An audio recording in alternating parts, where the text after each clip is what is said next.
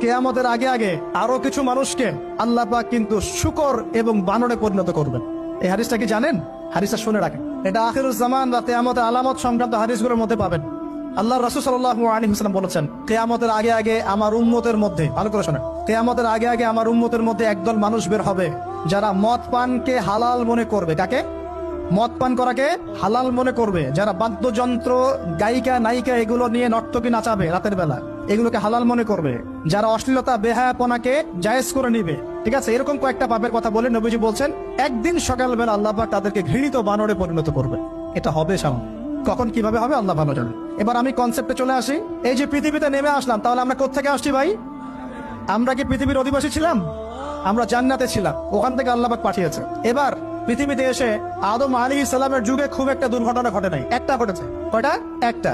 ভাই হাবিলের কোরবানি কবুল হয়, কাবিলের অন্তর্দাহ হয়, জ্বালা হয়। কেন হাবিলেরটা কবুল হবে, কাবিলের কেন হচ্ছে না? এই হিংসার বশবর্তী হয়ে কাবিল হাবিলকে হত্যা করে ফেল।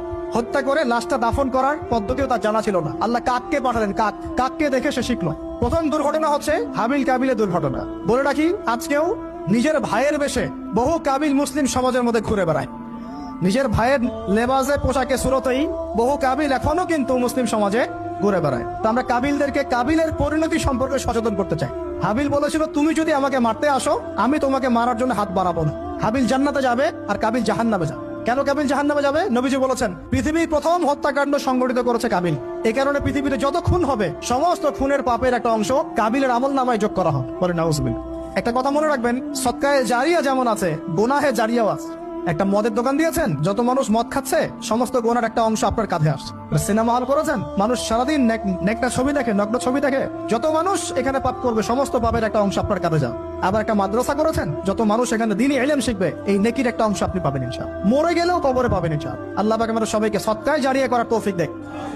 গুনাহে জারিয়া থেকে বাঁচিয়ে রাখুন, খুব খেয়াল রাখবেন। আল্লাহ পাক আমাদের হেফাজত করুন বলি আমিন। এবার ওই যুগ শেষ, নূহ আলাইহিস সালামের যুগ। এই যুগে আল্লাহর একই সুন্নত। নূহ আলাইহিস সালাম 950 বছর দাওয়াত দিলেন, 40টা বা 80টা পরিবার ইসলাম কবুল করেছে, বাকিরা করে নাই। যারা করে নাই আল্লাহ পাক তাদেরকে ডুবিয়ে মারলেন, যারা করেছে আল্লাহ পাক উদ্ধার করলেন। সোজা কথা।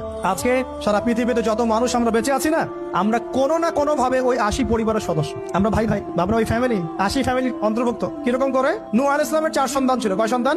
এক সন্তানের নাম হচ্ছে হাম। কি নাম? হাম। হাম ছিল একটু কালো বর্ণের। হামকে দিয়ে আফ্রিকার কন্টিনেন্টে যত মানুষ দেখছেন ব্ল্যাক স্কিনের, কালো স্কিন, এরা সবাই হামের বংশধর। মজা না বিষয়টা?